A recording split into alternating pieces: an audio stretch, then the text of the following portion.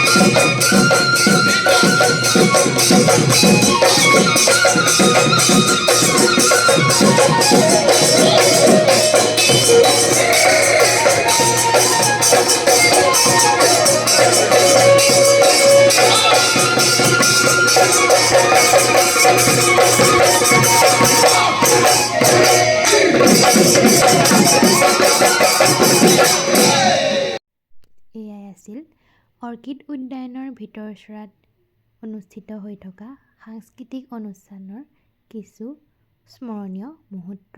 ধন্যবাদ।